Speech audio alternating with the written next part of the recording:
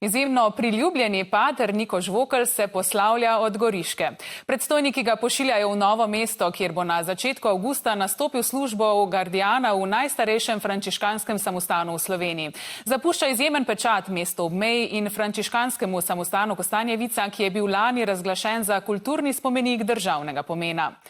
V času njegovega službovanja so cerkev temeljito obnovili. Pater Niko je zaslužen za prvo skupnost za zdravljenje odvisnikov, ki je v samostanu. Odmeven je tudi festival Bourbonk na samostanskem vrtu. Pater Niko ima primorske korenine, oba starša sta Ajdovca, rojen pa je bil v Kranju.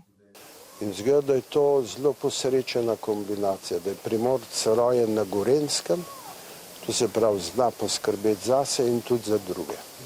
In res se vse njegovo življenje predaja drugim. Že ko je bil prvič v Novi Gorici, je v samostanu odprl vrata odvisnikom, skupnosti Srečanje. Takrat je bil tisti dogodek, da so na planini ljudje bili proti temu, da bila tam komuna. V tukajšnjem samostanu pa je bilo dovolj prostora, posestva in predvsem razumevanja drugačnosti.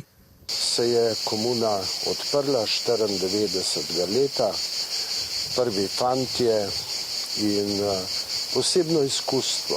Službovanje v Novi Gorici je posvetil tudi temeljiti obnovi cerkve, ki je trajala dolgih 7 let.